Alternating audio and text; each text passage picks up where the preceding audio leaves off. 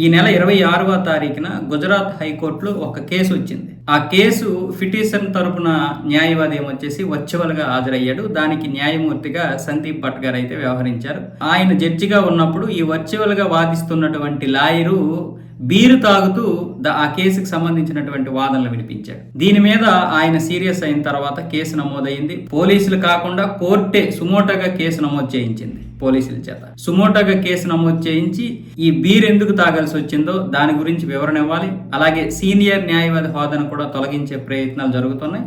Bar కౌన్సిల్లో కూడా అతన్ని లేకుండా చేయడానికైతే ఇప్పుడు గుజరాత్ హైకోర్టు అయితే ప్రయత్నాలు చేస్తుంది.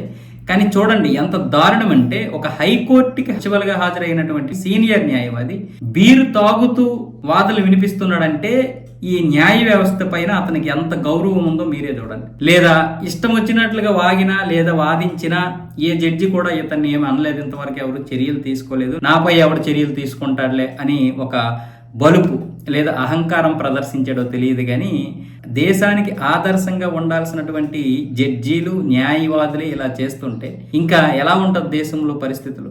ఇప్పటికే చట్టాలు బలహీనంగా ఉండడం వల్ల ఎవడికి వాడే యమునా తీర్ అన్న విధంగా ఈ దేశాన్ని దోచేస్తున్నారు. ఈ దేశ ద్రోహులు కావచ్చు, ఉగ్రవాదులు కావచ్చు, రాజకీయ నాయకులు కావచ్చు, అవినీతి పరులు కావచ్చు, అందరికీ ఈ దేశ చట్టాలు చాలా బలహీనంగా ఉన్నాయి. సో ఎవడికి ఇష్టం వచ్చినా వాడు దోచుకుంటున్నాడు. మొన్నేమో ఒక ఢిల్లీ హైకోర్టు జడ్జి ఇంట్లోనే డబ్బు కట్టలు కనబడ్డాయి.